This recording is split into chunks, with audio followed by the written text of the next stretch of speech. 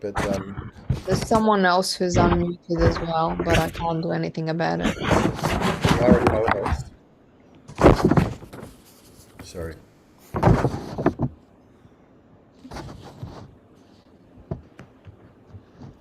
No, we're good. All right. Well, welcome.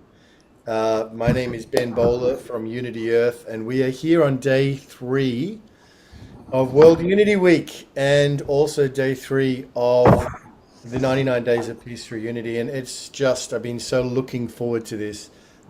Such a great honor and privilege to be sitting down with two Indigenous leaders, global leaders, Auntie Anne Poelina and Auntie Pat McCabe. Welcome both of you to World Unity Week. Welcome, Anne. Yeah, no, thank you. Before I start, I have to honour the land on which I'm speaking tonight. So, mabubayan ngajun nilawalan palina ngayu imarwaraman and ngai mandajara ngai nganga in my home room. I'll just tell my husband to be quiet, which is very unusual. Ian, we've started. So we live in a world with other human beings. So, part of that is our family. So from that perspective, I just wanted to acknowledge that I'm speaking to you from Australia, from the Kimberley region of Western Australia. And in my introduction, I said, Ngayu I Marawaraman, which means I am a woman who belongs to the Marawara, the Fitzroy River. So I live by a law of obligation and a social contract to protect this river so that it can always be. So thank you, Ben, for the opportunity, and thank you very much, Sister Pat, for being with us tonight and sharing our stories as Indigenous people and as Indigenous people who've been involved in the first water industry of this planet across our global earth. So thank you all. Thank you.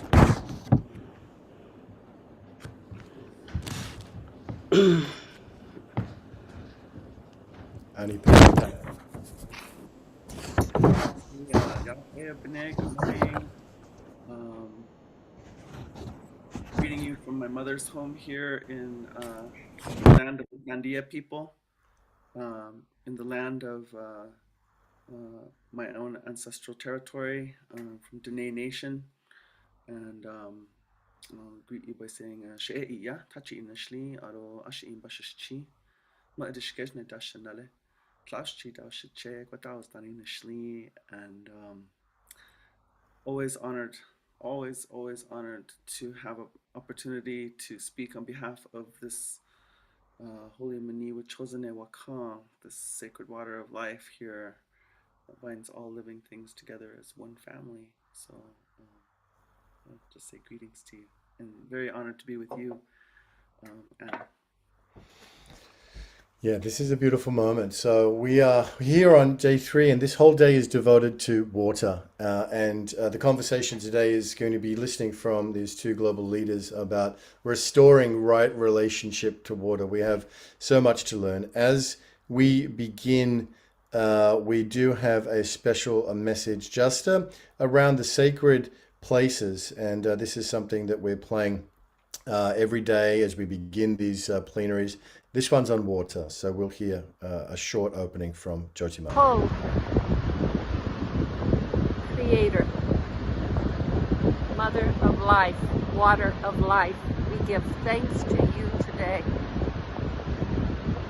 I'm standing here by the sacred Mother Ocean as she blesses this day with her very presence and being and the intelligence that flows from her, the life that is always restoring, regenerating.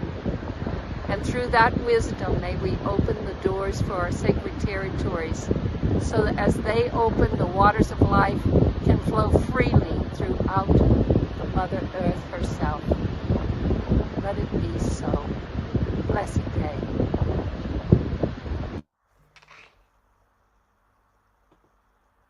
Beautiful. Thank you. Thank you, Jotima. So let me introduce our guests briefly here as we get into this very, very significant plenary. We have Pat McCabe, or Woman Stands Shining, is a Native American elder whose work explores the meeting point between ceremony and deep social healing.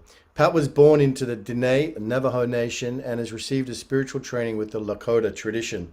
She travels and teaches widely on the indigenous science of thriving life.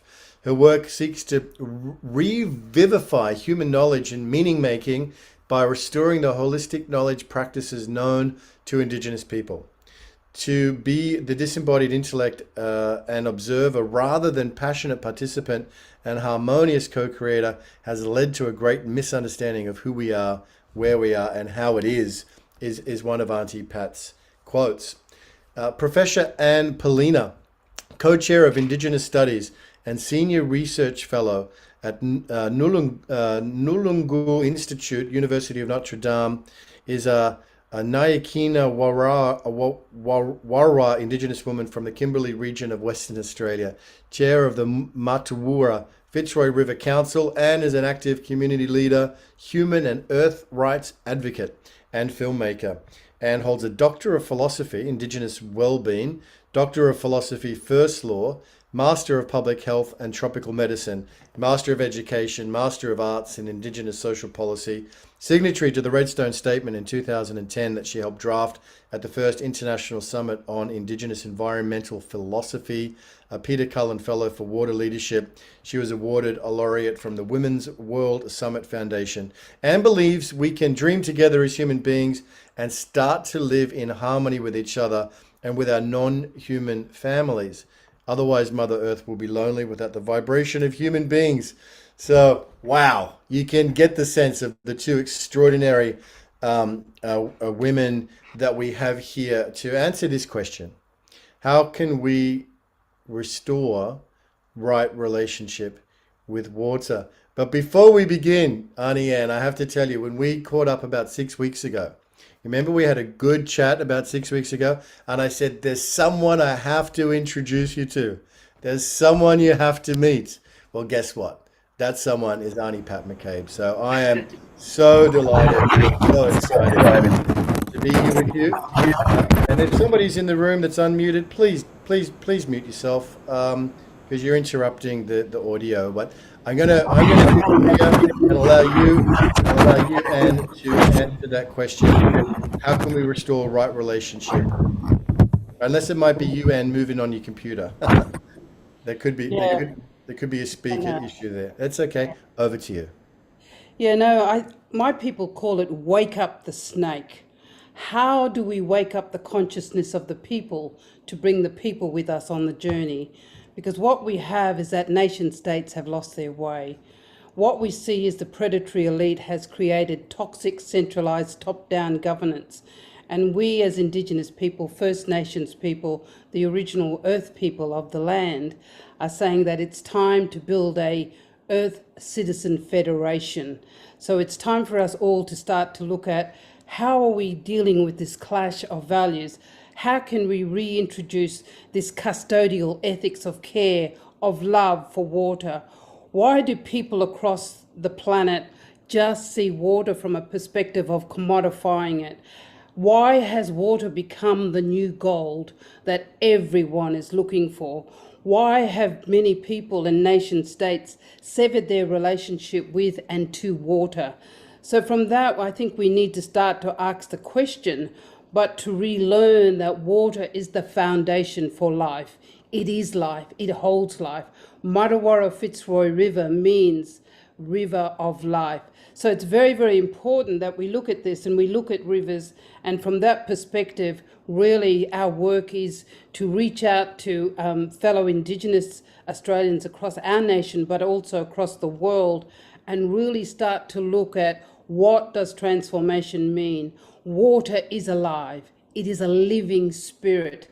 It holds memory. It creates memory. It is the life force of everything around us. So from that, we want to be able to share this ancient Indigenous wisdom across the planet. As I said, First Nations people, Indigenous people, have been the ones that have led the water industry from the beginning of time. Most importantly for us, we cannot separate water, earth, fire, sky. They are intrinsically entwined within our own humanness. So, from that perspective, what we're really sharing with our stories, because it's all about story, it's all about ceremony, it's always about how do we balance peace, harmony with our non human kin. So, our animals, our ancestors are very much part of our coexistence in the world around us. So, we believe that we can teach and share this custodial ethics of care, which must be bound in love. So water is a living being. It is a living spirit. We see it as our ancestor. So from that perspective, what we want to do is unlearn some of the things that have seen the destruction of water across the planet and really look at water as the essence of all life. So that's why this is really important in terms of how to start that right relationship. It is to connect with Indigenous people across the planet so that we can learn to transform the world, which has taken water from life-giving to a commodity, which has made it competitive, but has also seen water become the new water gold. Thank you.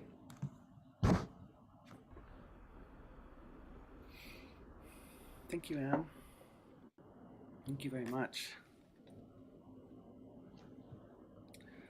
So again, I think for me, I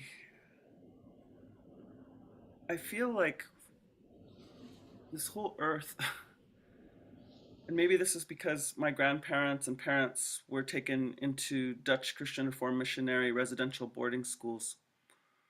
Um, and so I've been in uh, a release of what wasn't ours to carry from that belief system, and also not throwing everything out that was true about what was being told to my family, my ancestors, as we were taken away from our traditional um, way of life. But I want to say that I really feel like that puritanical ethic has really infiltrated the consciousness of humanity so deeply.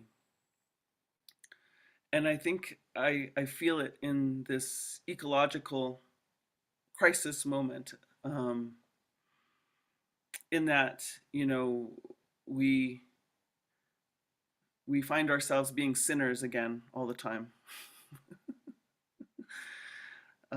Sinners for buying something with a plastic wrapper, sinners for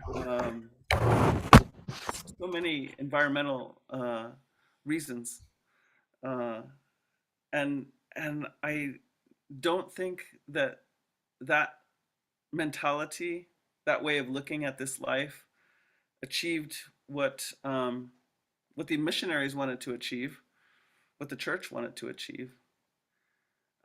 At this point, there's so many people who have left the church, and so there's something about that oppressive, do this or or don't do that, you know, and this morality piece that doesn't create, well, it doesn't create joy, and it doesn't seem to be leading us to thriving life. And so I've been thinking about that lately, and I've been thinking, you know, how can we how can we reach for something different from thou shalt not, from the thou shalt not consciousness and mentality? When do we get to, you know, for my own people, we say that we come from original beauty. We don't say that we come from original sin. We say that the baseline here is beauty. The baseline here is vitality. The baseline here is harmony. We could even say the baseline here is joy. And so for me, I've been thinking, how do we, I think that's the key for making a change, is when we actually touch into something. I think that's actually what we call inspiration, is when we touch into something that is in the joy of being a human being here on this Mother Earth. And so I agree with you that to come back and recognize what is this one? Not, you know, am I putting the wrong toothpaste down my drain? Oh no. Am I, I mean, all those things are important. They are. especially at this moment. I'm not going to say that we can ignore them, but I'm talking about what is the root, what is the motivation, the root of our motivation for our action. And so for me, this is why I continue to speak about let's notice what this one is. Once I notice what this one is, it changes everything about how I relate to this one. So again, and say this is the holy water of life, and as you said, not only life but alive, it has consciousness. This one has come and I say every one of our ancestors had a drink of this very water right here, this water in this glass, because this water has been traveling. It circulates through all of the life. So I always, I've been laughing because I've been saying, the scientific model that I was shown in my science book when I was young in school, it just talks about how the water evaporates from the ocean up to the clouds travel, they drop their rain on the mountains, the streams come down, enter the rivers, rivers go back to the ocean. Well, they're leaving out something really important. First, this water is quenches every life form. Every life form is reaching with an open mouth or open body to receive this one, to continue its life every day, every single day. And then this water actually passes through every body, every body on this Mother Earth. I mean, think about that. Why isn't that included in the water cycle system? Every consciousness of life, every way of being life, this water passes through and then comes together as one. And then it's purified by this Mother Earth, filtered, can be, originally, and becomes ready again. And even in that evaporation process, to come and be a part of the clouds and be in a different place in relationship to cosmos, receiving what the sun, transmits from the cosmos back down to this water. Some people say water is light. And so we take this water, this light, this information from all the rest of the life into our body. And so it's connecting us that way. It's connecting us to all of our ancestors. All of the ceremonies, almost always the ceremonies have water present. Sometimes we participate in ceremonies where we withdraw water. We fast from water. And we get to understand just how critical this one is. It's a reminder. But most of the time, we have to have the water at the ceremony. And so all of those prayers, all of those songs, all of that deep relational knowledge that ceremony is, that connects us, that allows us to be that human being that receives from the heart of this Mother Earth and also transmits up into the cosmos. So we're a conduit that way. All of that way of doing that from all the peoples that have ever been is still in this water. And so we drink of those prayers, we drink of those songs, we drink of that knowledge. Extraordinary, absolutely extraordinary. And so every time I'm standing in the shower, being showered, literally showered with ancestral prayer and song, knowledge, beauty, the wisdom of the giraffe, the wisdom of the elephant, the wisdom, the life, the receiving of life of the buffalo. So that's the first thing that I often say when I'm speaking to young people is this is a magical, magical world. If we could only open our eyes past this one, only this one, and open our senses. And I always say that this is the hallmark of Indigenous people, is opening up far beyond the intellect. In fact, my ancestors say the intellect is the least reliable way of knowing anything, and open up all the other perceptions of human being. That's the way that we get to actually begin to understand where we have been placed. Where we have been placed on this magical Mother Earth. So I want us to say just a word about the activism around water. Here in what we now call the United States, there was Standing Rock that really affected the whole world.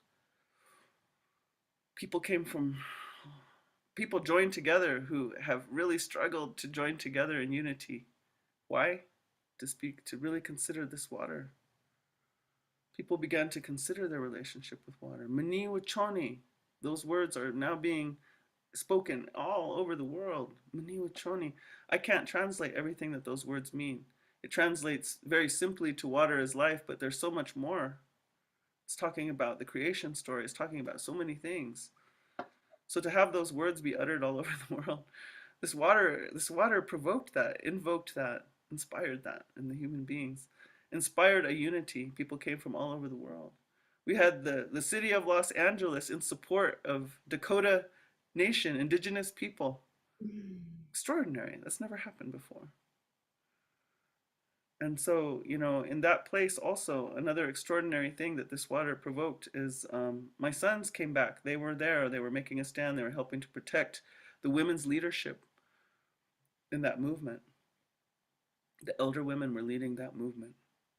And they were doing everything they could to hold that movement in prayer. And look what happened with that. Some people say, we lost. We didn't lose. A door was opened, a consciousness was opened around the world, around this water. And so my sons came back, and when they began to look at the water in our home, and they wanted to stand for the water in our home, and they did. They made a powerful stand in our home because they were wanting to, because of the way they were moving water on paper, there wasn't quite enough water for all the greedy ways in which they were thinking. They started digging deep aquifer wells in our homeland. They wanted to do 15 deep aquifer wells, accessing an aquifer that's never been accessed before. Oh, we understand what will happen, they say. We can't understand. Mother Earth's ways, and water especially, way too complex for us to truly understand what would happen if we did that. And so I just wanted to end with this and say that, to my surprise, these young men came to my door and they said, Auntie, and this is my son too, Mom, we want to stand for this water, but we can't do that without your help. We need the blessing and the guidance and the direction of elder women. Wow. The young men, imagine coming to that time when that's what they're saying. So I'll say, in terms of my activism, as these young men, as young warriors who are thinking in a good way, I would say, and they also have their young warrior blood up. I'm praying to understand how to be that elder, to give counsel, as we declare that we do not consent to this Mother Earth being taken from us. We do not consent to this holy, holy being defiled. We do not consent to all of the long water practices of our home being changed over money. How do we go about doing that? And as an elder woman, it's going to fall to me to tell the young men when it's time to go to war, in what way and how. War meaning making that stand, declaring that we do not give our consent. So that's part of my activism at the moment, and I'll stop there.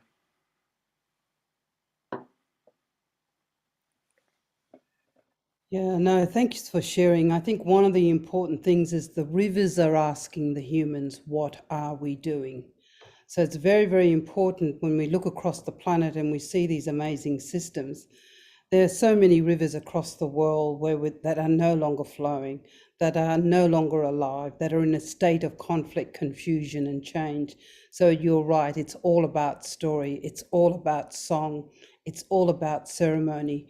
And those are the things that balance peace and harmony for all life, especially our non-human kin.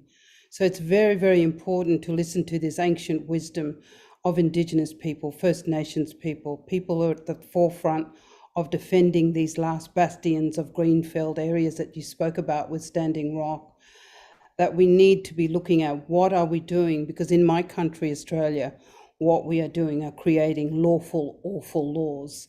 And what we need to look at now is, how do we take these laws? How do the citizens mobilize? How do we listen and sit by our rivers and listen to the voice of rivers talking with us as human beings? And what I say to people is, all of these qualifications that Ben wrote out, they really don't mean very much, because my great ambition in life is to be a good and decent human being. I want to listen to the rivers. I want to listen to the earth. I want to sing and cry out and say, what is happening in the state of colonialism, which is destroying so much across the planet, is that it's up to the people to mobilize. It's up to us to start to stand together. As you said, your young men are standing.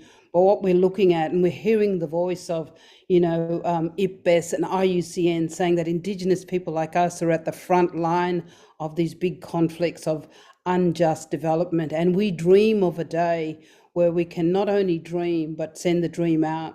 And part of that is that we must coalesce and work with amazing people. I mean, the work that Shelley is doing and Jan around the global water laws is the uniting thing, because water is the common denominator in all of us. Our bodies are mainly made up with water. Water is the unifying factor that is so critical to all of the other elements of life, of earth, of fire, of sky. And so all of these things are connected. And you're correct in saying that water is the umbilical cord that connects all of our nation states through one living system called Mother Earth. So we have to be brave as human beings. I don't describe myself as an activist. I describe myself as an actionist, because I want to be involved in transformative change. And part of this is to not only have a dream, but to work very, very hard with many good people that are online with us today who are also dreaming this. So water is the unifying factor. It's the work that, Shelley and Jan are doing around global water law. It fits exactly into eco-governance, because all of these elements need to come into allowing us to reach our full potential as human beings. So we need to be brave. We need to connect with those Indigenous people. And I think one of the questions was in regards to how do we do this? And I think these stories that we are sharing, you and I are sharing, they're well-known stories. People need to reach out and look at how we do this, because everything is place-based. The watersheds, the catchments are so under attack. And it's very, very important that we look at water as having a living spirit, holding and building memory. And all of us standing and watching tonight on this podcast and this webinar need to stand in unity, and water is the unifying factor. So I totally agree with you. In my language, we have a word called Bugaragara. Bugaragara means the past, the present, and the future fused into this moment in time in which we must act right now.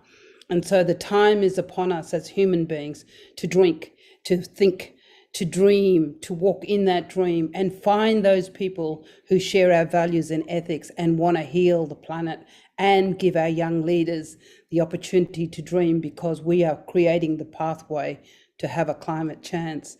So thank you very much in sharing, Sister Pat. There's so much that we each and every one of us are doing across the planet. And exactly as Ben said, when I was in Oklahoma almost 12 years ago, we were writing a script that said that we must raise our young people to be brave and to challenge those systems that are changing for all of us, and really stand in unity and work towards a global water law, but also the work that Shelley and Jan are doing around an eco-governance model, because everything is place-based. And together, we as citizens need to unite and build a regenerative way of dreaming and visioning, that we can have hope, and that we reach down into Pandora's box and we pull that up. And through our songs, our ceremony, our healing of the land, the waters, the sky, the rivers, we will have that dream and we will send it out. And we thank, the wonderful people that are helping us to give voice to our people who are often so muted in this colonial paradigm, that what we're saying is that let's be free. Let's dream what freedom means. Let's dream what, how we can all unite. And thank you, because peace is definitely at our heart despite the trauma and the intergenerational violence that still stands with us. We dream of peace, we dream of harmony, and together we stand united as one through world water law. Thank you. I'm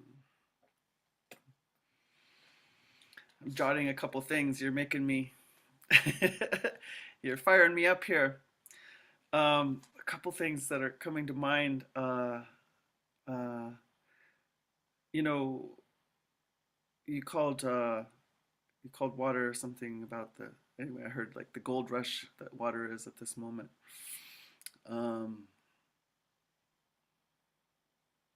I've been working with a group, and we say that we are reimagining money and protecting the sacred. And so we're looking at how our unconscious agreements with money are affecting so many things. And yet it's a construct that we made up ourselves. We superimposed it upon another economy. And I say that the Mother Earth's economy is radical abundance and fearless generosity.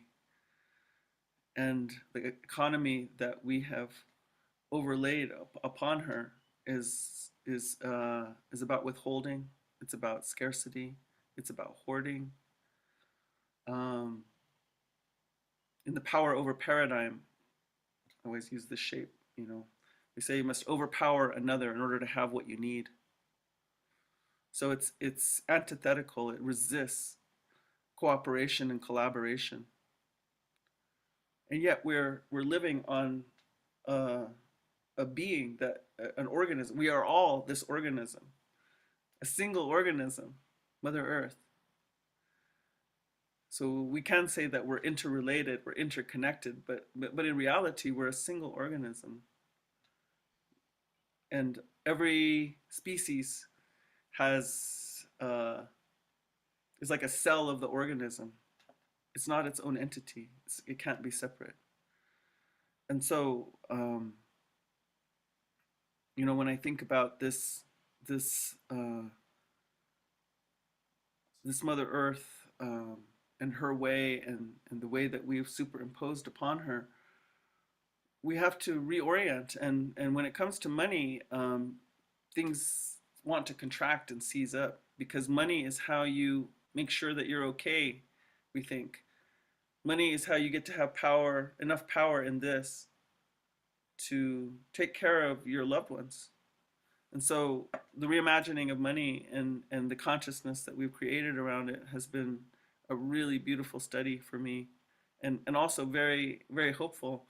So one thing that I've been saying about it is that those the wealth holders, you know, and here in this, what we now call the United States, I have to say, how did that wealth come to be? How did that wealth come to be in your pocket, in your bank account? Well, it came from superimposing one way over a whole civilization, over all these different peoples, taking that land, taking those resources and seeing them as money versus seeing them as life.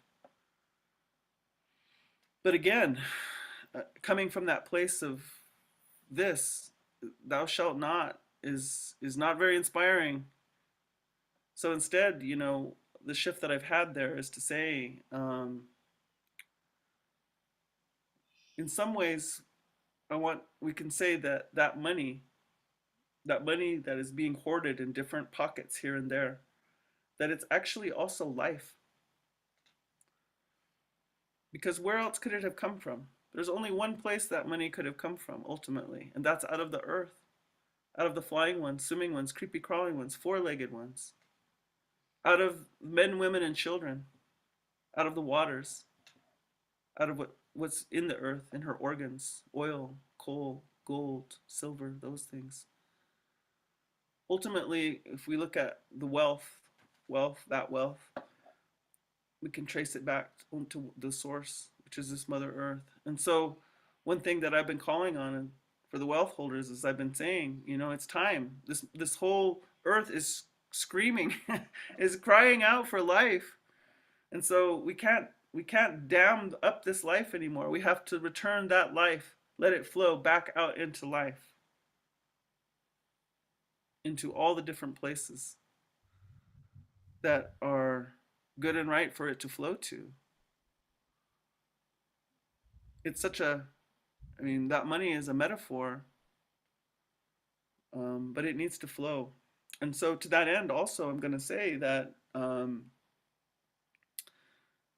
this is kind of a radical thing to say, but I've been thinking about it, and it's to say that if every single legal agreement is fulfilled on this Mother Earth, every single legal agreement that stands right now is fulfilled, we will lose this life. This Mother Earth has been promised many times over on paper. She can't deliver everything that these legal agreements call for. And yet we are so bound to them. It's my right, it's my legal right. So we're coming to this moment, whether we want to or not, it seems to me, where we're going to have to consider, how do we back away from that? How do we back away from our even our legal right, our legal agreement right, and begin to consider something larger, because that legal agreement way is in our mind. Meanwhile, the reality of Mother Earth is playing out right here.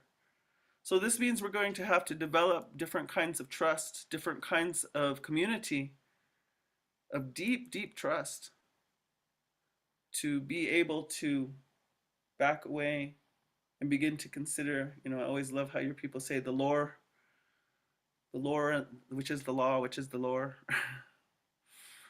And so thinking about that, and I guess I'll stop here for a moment after I say, you brought up the trauma.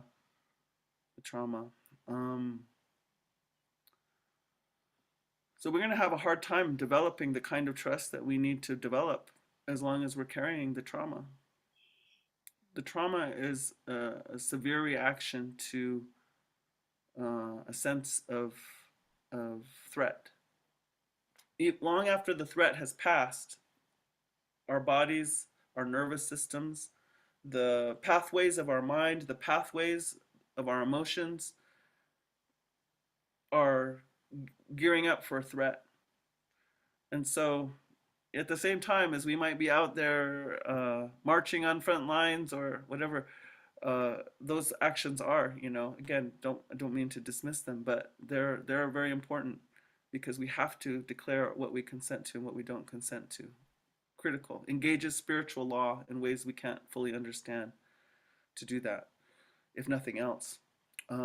But also on our interior, it's critical. It's so critical that we go in and release the traumas out of the body so that we can be available. We can be available to trust. We can be available to right relations. And I'll stop there. Yeah, no, I think we're coming to a close in our conversation. I just wanted to add that, when you look around the world, particularly here in Australia, my people lived for over 65,000 years without money. We had a reciprocal economy that was built on trust, on respect, on dignity of not just human beings, but non-human beings. So we live in a modern world now where other forms of capital also need to come into that. So social capital, cultural capital, human capital, and a little bit of other forms of market trading with economics, because we live in a capitalist system. But all of these things are based on relationship and relationality. And I think that's the big thing that we need to be moving towards, is that we need to build this human capacity within all of us to connect and can contextualize all of these forms of capital. But at the end of the day, it's all about relationships with each other, relationships with our non-human kin. And I guess the greatest challenge before all of us is, how do we build peace with nature and with Indigenous people so that we can dream again collectively as human beings and reach our full potential and achieve that status in our life when we're ready to pass from this one to say, I did what I needed to do, I lived my life, and I achieved the greatest honor, which is to be human being. Thank you. Yeah. Thank you. Yeah, that's what I keep saying. I can't say what choices we're going to make. I can't determine that. I can determine the choices that I want to make. But one thing I know that I can do is I can uphold the honor of being human being, and that means everything to me. As one part of the sacred hoop of life, uh, I'm determined, come what may, to uphold the honor of being human being. And for me, that also means enacting the ethics and principles that were passed down, as you say, for millennia through my people and their relationship to Earth. Yeah, and we can thank Ben for connecting us and joining our human spirit. And when we multiply our human spirit between all of those that are watching, then that's a multiplicity that can only transform the world in which we live.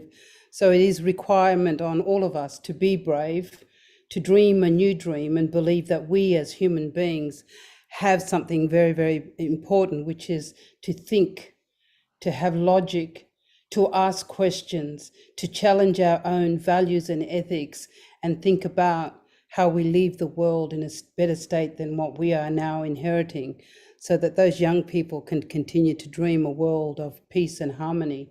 But that can only happen when we look hard into the work that Shelley and Jan are doing around the global water law, around an eco-governance model that sees all of us connected as Earth citizens, connected to Mother Earth, and dreaming that we need to reach down into that box and pull it out, because we cannot afford to continually destroy the energy systems around us. We are destroying our own life support systems. We need to work with Indigenous people, reach out, find those people at the front line of this work, and really look at how do we dream together. Thank you. So I'm getting a little message that we have a tiny bit of time, perhaps. So I just wanted to raise one other piece here. Do I have a moment, Ben? So I have the opportunity at the moment to possibly work on creating, naming a water, these springs. It's their own entity, which of course I know they are, you know they are, but legally. So I'm speaking of the rights of nature movement here now, and that system of law. And you know, in one way, it just completely touches my heart to think that we could I can align my spiritual value with a legal system mechanism to declare this water its own entity with its own rights and own consideration, own voice even. And I'm also going to say that, you know, one of the things that I have a hesitation of is that sometimes that legal system is embedded, you know, in a kind of environmentalism that doesn't acknowledge certain ways of being human. For instance, like hunting for some people is out of the question, but for us as Indigenous people, we have a different relationship with that. So some environmentalists are going to say, well, if we're going to have rights of nature, then know this, know that, the other thing, that begin to impinge upon cultural values, cultural practices. So I just wanted to name that here as well, that rights of nature, yes, powerful, beautiful, amazing possibility. And I want us to consider the original caretakers of these different places and our practices, and how those can be worked into this legal mechanism of the rights of nature. Yeah, no, just before you go, this is the work I'm doing on first law, ancestral personhood.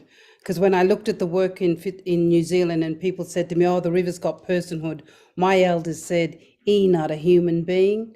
So the work that I'm doing is looking at rivers across the globe and framing rivers as being ancestral beings with not only a right to life, but a right to live and flow. Thank you, Ben. Thank you, Anne. And thank you, Ben, for having us. Oh my goodness.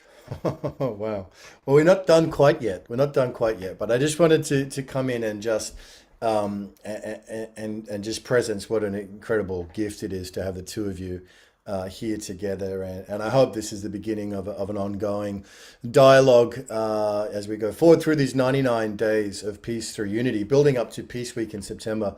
But it is this day of water is inspired by eco-governance, and it's something Auntie Anne, you've mentioned several times through these foundations of life that we are honoring through World Unity Week. You know, in the first World Unity Week, we had an entire day devoted to water. It was the World Unity Water Day. It was such a profound part of what happened in 2020. And then last year, there were 2 entire convergence rooms devoted to water. So this is a continuation of that original intention. And this day of water, to have you, both Auntie Anne and Auntie Pat, come. You know, Auntie Pat, I'll never forget the ceremony and everybody who was there that you did on the River Jordan, at the River Jordan, that incredibly powerful water ceremony, which came with us all the way down to South Africa and Timbavati, and we had Linda Tucker in here yesterday. It's such the power of the connection here is profound. I think everybody here is feeling it.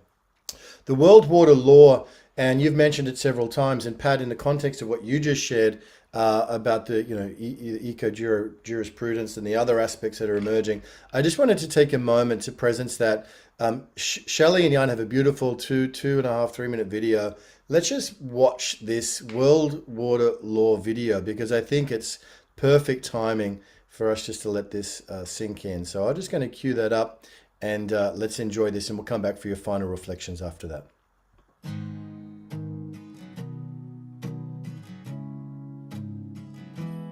We are water.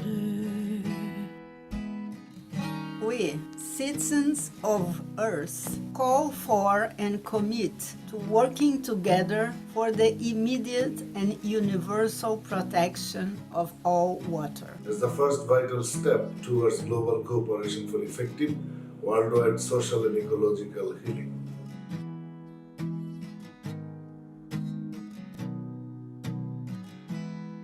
The World Water Law requires the uncompromising protection and restoration of all natural water sources, watersheds, aquifers, lakes, wetlands, estuaries, and oceans.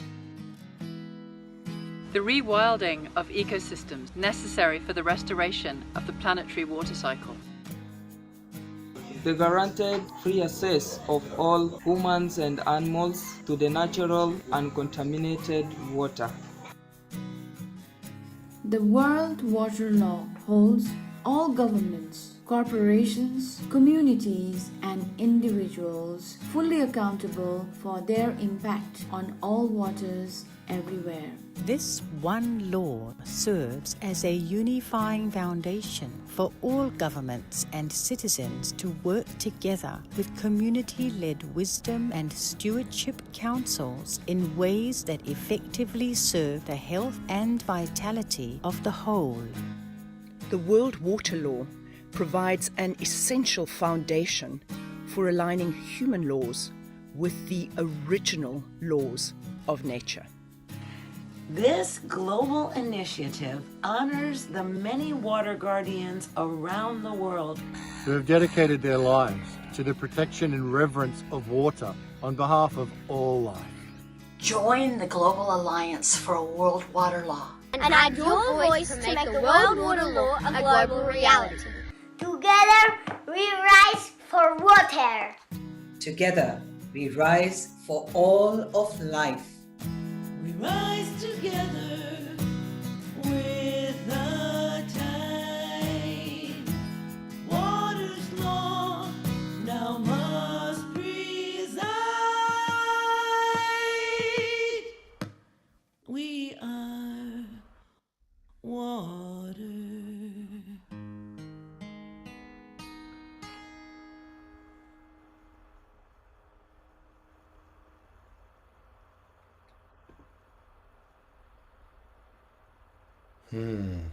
Beautiful, beautiful. And I hope, Auntie Pat and Auntie Anne, that we can come together again in a month's time and maybe have a follow-up conversation, because there's no point having one-off moments. To become an actionist, we really need to go forward together. So we're on day 3 of the 99 days. We're building up to Peace Week in September, and it's all about what we can do planet-wide around that 40th anniversary of the International Day of Peace. Of course, it's the autumn equinox in the northern hemisphere and the spring equinox here in the south. So there's lots of things building up to that September moment. So final reflections.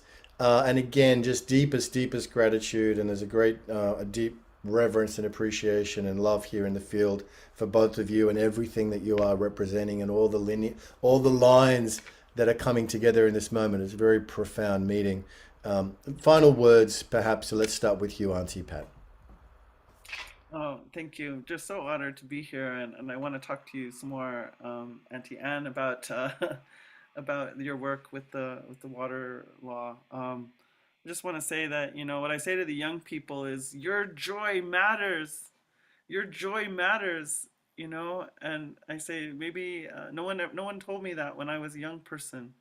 And you know, when I say that to them, a lot of times they'll just burst into tears because no one says that to them. So I think that's the point that I want to make here is how do we move from our joy? How do we move from our love? How do we move from our awe? You know, because I feel like every single one of us is here. I mean, my understanding is no one comes to Earth by accident ever, but for sure, anybody who's here now, you came here for a reason. There's a purpose. There's something that you offer to this time. And so for me, I say there's no greater joy than living my purpose. And I feel like I am living my purpose right now. And so, so I say our joy is our compass. So we can watch for that and follow that, because that means we're learning about what we came here to be and do. And so that's the place that I hope we can move from. And for me, the water is joy, joy, joy all the time. So go out and greet your water, and bathe in your water and feel that sensuous blessing, renewal of the water. And remember that every other life form is right out there with you doing the same. So thank you so much for this opportunity to speak on behalf of and with water. Yeah, no, thank you. I think one of the things I say is that we're all indigenous to Mother Earth. And so we have to reinvigorate and reimagine what those values and ethics are. We all have a custodial ethics of care and love to pay attention to water. And so from that, what we say is let's stand, let's be united, let water unite us, and let's move in that flowing spirit of love and care and reach out, because it is up to each and every one of us to connect now and send the dream out. Thank you. Annie and Poelina, Annie, Pat McCabe, deepest gratitude and joy in having you with us on World Unity Week. We're going to close with a very brief message from our beloved sponsors, primary sponsors. It is Purpose Earth, and they are doing amazing work. They've given away $300,000 over the last year and a half or so to grassroots global organizations in Africa, South America, India, right around the world. So it is an absolute incredible thing that's emerging through the leadership of Emmanuel Kunselman and Laura Rose. So we'll finish with one video from them, and then we'll close it after that. So thank you for bearing with us as I get this queued up. Let's go.